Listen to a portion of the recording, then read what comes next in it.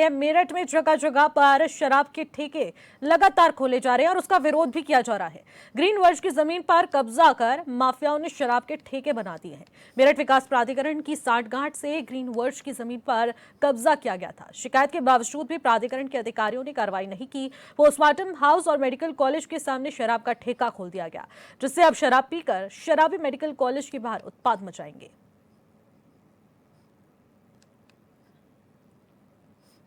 तो शराब के ठेकों का विरोध लगातार जारी है, क्योंकि ग्रीन वर्ज की जमीन पर यह कब्जा किया जा रहा है भूमाफियाओं द्वारा और यहां पर शराब माफिया ठेका खोल देते हैं। और ऐसे में अब तो यह बड़ा मामला इसलिए भी बन चुका है क्योंकि मेडिकल कॉलेज के सामने इस प्रकार से शराब का ठेका खोला जा रहा है और इसके साथ ही साथ ऐसी तमाम जगहों पर जहां पर सार्वजनिक स्थान है, यानी कि पोस्टमार्टम हाउस के बाहर भी यहां पर शराब के ठेके खोले जा रहे हैं, जिससे वहां पर ये शराबी उत्पाद मचाएंगे और लोगों को इससे तमाम दिक्कतों का सामना करना पड़ता है।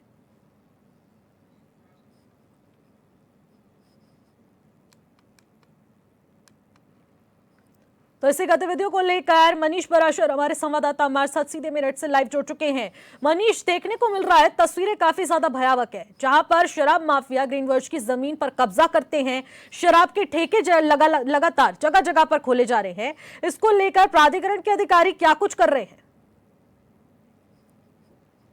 लेकिन निश्चित लगातार देखा गया कि जब से यहाँ पर आबकारी नीति के तहत यहाँ पर ठेकों का आवंटन होना शुरू हुआ, उसके बाद से लगातार यहाँ पर विरोध होना शुरू हो गया। जगह जगह पर महिलाएं, पुरुष और तमाम जो ग्रामीण लोग हैं वो इसका विरोध कर रहे हैं।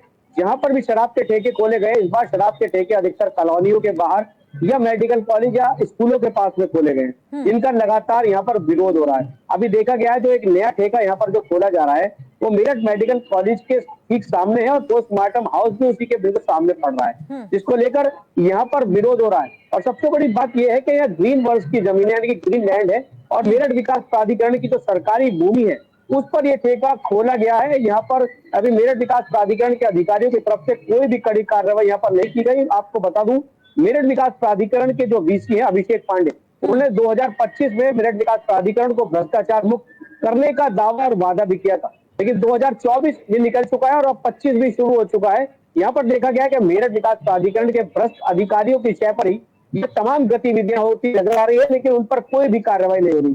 जो अभिषेक पांडे है वीसी, उनके जो दावे और वादे थे वो धरातल पर उतरते नजर नहीं आ रहे हैं। यहाँ तक कि अब जो भूमाफिया हैं वो ग्रीन वर्ज की जमीन पर भी कब्जा करने लगे हैं और यहाँ पर अब ऐसी गतिविधियां करने लगे हैं जिससे लोगों को परेशानियों का सामना करना पड़ रहा है। जहां पर ये ठेका खोला जा रहा है वहीं पर तक्षशिला कॉलोनी है, कॉलोनी के लोगों ने भी इसका विरोध किया है, लेकिन उसके बावजूद यहाँ पर एक टीन शेड डालकर अब यहाँ पर बार बनाया जा रहा है, जिसमें अब तमाम गतिविधियां ऐसी होंगी लोगों को जो परेशानी का सामना करना पड़ेगा। कॉलोनी की महिलाएं आती जाती रहती है, उनके साथ भी दुर्व्यवहार होगा। तो वही सामने पोस्टमार्टम हाउस और मेडिकल कॉलेज शराबी लगातार उत्पात यहाँ मचाते नजर आएंगे। तो वही शराब पीने के बाद यहाँ पर बाइकों से और कार से स्टंट भी करते हैं, जिस कारण लोग चोटिल भी हो जाते हैं।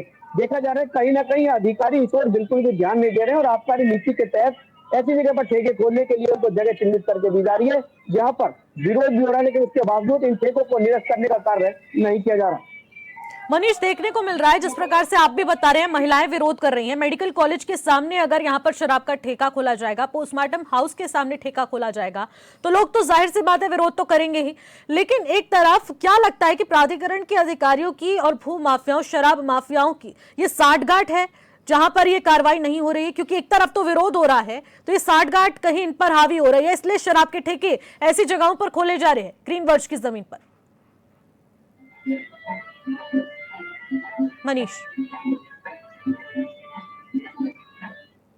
मनीष, क्या आपको मेरी आवाज मिल पा रही है?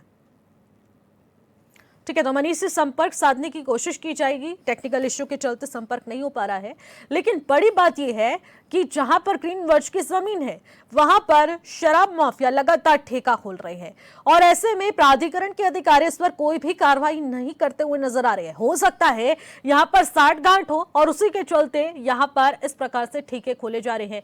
देखिए, बड़ी बात यह है मेडिकल कॉलेज है, वहां पर महिला छात्राएं आती हैं। देखिए, छात्राएं आएंगी, साथ ही साथ तमाम ऐसी महिला यहाँ पर आएंगी और उसके बाद यहाँ पर कॉलोनी की महिलाएं भी लगातार विरोध कर रही हैं कि अगर यहाँ पर शराब का ठेका खोला गया, बार खोला जाएगा, तो यहाँ से गुजरने वाली महिलाओं को काफी दिक्कतें हो सकती हैं।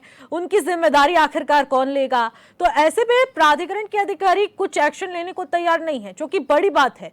आखिरकार इन पर निगरानी कौन रखेगा? यानी कि इनसे बड़े भी जिम्मेदार अधिकारी हैं, वो इस पर कब तक एक्शन लेंगे? क्योंकि एग्रीकल्चरल जमीन पर जिस प्रकार से शराब ठेके खोले जा रहे हैं और ऐसी जगहों पर खोले जा रहे हैं जहां पर उनको अलाउंस नहीं है, और उसके बाद भी यहां पर ये शराब के ठेके खोले जाएंगे, तो ये बड़ा सवाल उठेगा प्राधिकरण के अधिकारियों पर और सरकार पर भी। तमाम बड़े सवाल उठ रहे हैं कि राजस्व के लिए क्या जगह जगह पर शराब के ठेके खोले जाएंगे।